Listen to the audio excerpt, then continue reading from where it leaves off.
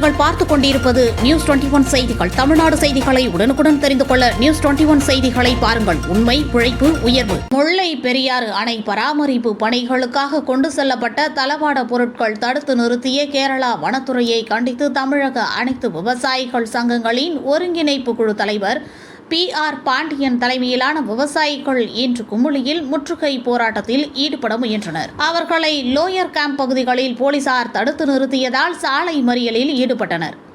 பின்னர் போலீசார் பேச்சுவார்த்தை நடத்தியதை அடுத்து முற்றுகை போராட்டத்தை கைவிட்டு பென்னிகுயிக் மணிமண்டபத்தில் காத்திருக்கும் போராட்டத்தில் ஈடுபட்டு வருகின்றனர்.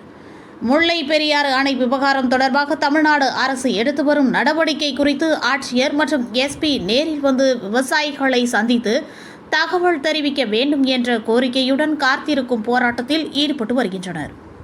உடைக்கும் நோக்கோடு சதி செயலில் கேரள அரசு உச்சநீதிமன்ற தீர்ப்புக்கு முரணாக செயல்படுகிறது. 2022 முதல் 3 முறை உச்சநீதிமன்றம் கேரள அரசிற்கு உத்தரவு போட்டிருக்கிறது. பேபி அணையை பலப்படுத்துவதற்கு உடனடியாக கட்டுமான பொருட்கள் கொண்டு செல்வதற்கான வல்லக்கடவு சாலையை பராமரிப்பு செய்ய தமிழ்நாட்டிற்கு அனுமதி வழங்க வேண்டும். அணைக்கு மின்சார இணைப்பு தர வேண்டும். கட்டுமான பொருட்கள் கொண்டு சென்று பராமரிப்பு செய்வதற்கு எந்த தடையும் இருக்கக்கூடாது. அணையினுடைய பராமரிப்பு தமிழ்நாடு அரசு மேற்கொள்வதற்கு எந்த தடையும் இல்லை. அணைக்கு பொறியாளர்கள் சென்றுவதற்கு அன்னை படகு உடனடியாக அனுமதிக்கப்பட வேண்டும் என்று பல்வேறு தீர்ப்புகளை உச்சநீதிமன்றம் 3 முறை வழங்கியிருக்கிறது. ஆனால் கேரள அரசு அதை நிறைவேற்ற மறுக்கிற போது தமிழ்நாடு முதலமைச்சர் இது குறித்து வாய் திறக்க மறுப்பது தமிழ்நாடு மதுரை பகுதி மண்டல விவசாயிகளுக்கு மிகுந்த அதிர்ச்சி அளிக்கிறது, மிகுந்த ஏமாற்றம் அளிக்கிறது. இன்றைக்கு முல்லை பெரியாறு அணையை பராமரிப்பு செய்ய வேண்டும் என்பது ஆண்டுதோறும் பராமரிக்கப்பட வேண்டும். இதற்காக அமைக்கப்பட்ட கண்காணிப்பு குழுவும் அணையை கண்காணித்து வலுவாக இருக்கிறது என்று 3 மாதத்துக்கு ஒரு முறை அறிக்கையும் கொடுத்து கொண்டிருக்கிறது. இந்த நிலையில் திட்டமிட்டு உள்நோக்கத்தோடு மத்திய அரசின் ஜல்சக்தி துறை கடந்த 2 மாதங்களுக்கு முன்னதாக ஜல்சக்தி துறை ஒரு கண்காணிப்பு குழுவை அமைத்திருக்கிறது. இதுவே கேரள அரசின் உடைக்கும் நடவடிக்கைக்கு மறைமுகமாக மத்திய அரசு சதி செய்கிறதோ என்று அஞ்ச தோன்றுகிறது.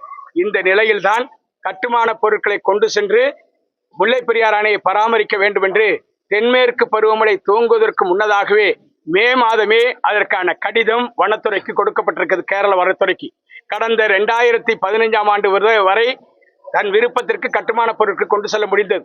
அதற்கு பிறகு வனத்துறையின் ஒப்புதல் பெற்றுதான் கொண்டு செல்ல வேண்டும் என்று கேரளம் விதிமுறை விதித்தது. அதை ஏற்று 2021 வரையிலும் கட்டுமான பொருட்கள் கொண்டு செல்வதற்கான கடிதத்தை வனத்துறைக்கு கொடுத்துவிட்டு வனத்துறை ஒப்புதலோடு கட்டுமான பொருட்கள் கொண்டு செல்லப்பட்டது. 2021க்கு பிறகு வனத்துறை என்னிடம் அதற்கான அதிகாரம் இல்லை, எனக்கு கொடுக்கக்கூடிய கடிதத்தை கேரள அரசினுடைய சிறு நீர்ப்பாசனத்துறைக்கு அனுப்பி வைத்து அவர்கள் ஒப்புதல் கொடுத்தால்தான் அனுமதிக்க முடியும் என்று புறக்கணித்ததால் 2023 முதல் கட்டுமான பொருட்கள் கொண்டு செல்லவில்லை. இந்த நிலையில் மே மாதம் கொடுத்த கடிதத்தை வனத்துறை சிறு நீர்ப்பாசனத்துறைக்கு கொடுத்து விட்டதாகவும் அதற்கான மதிப்பீடுகள் உரிய அட்டவணையோடு அதை கொடுக்கப்பட்டிருப்பதாகவும் அதற்கான அனுமதியை கேரள நீர்ப்பாசனத்துறை இதுவரையிலும் வழங்கவில்லை என்பதால் கொண்டு சென்ற கட்டுமான பொருட்கள் தடுத்து நிறுத்தப்பட்டிருக்கிறது. இது அணைக்கு ஏற்பட்டிருக்கிற பேராபத்தாகும்.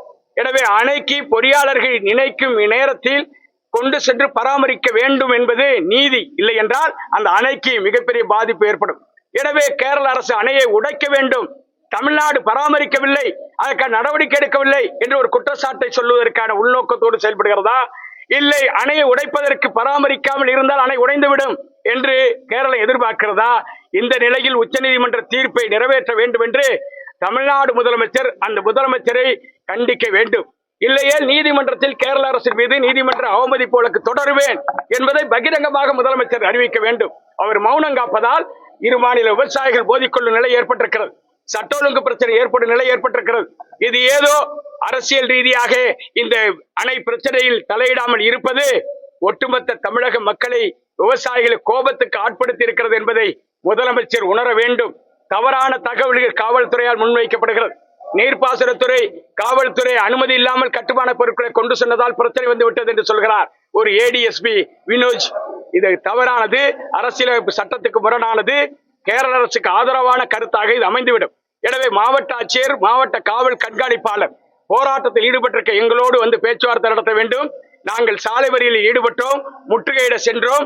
காவல்துறை வேண்டுகோளை ஏற்று பென்னிகுயிக் மண்டபத்தில் காத்திருப்பு போராட்டத்தில் ஈடுபட்டிருக்கிறோம். எங்களோடு தமிழ்நாடு அரசு பேச்சுவார்த்தை நடத்த வேண்டும். தமிழ்நாடு அரசு இந்த அணை பராமரிப்பு என்பதை முழு பொறுப்பேற்று முதலமைச்சர் தனது நேரடி கட்டுப்பாட்டில் செயல்படுத்த வேண்டும் என்று வலியுறுத்தி எங்களுடைய அகிம்சை வழி போராட்டம் தொடர்கிறது.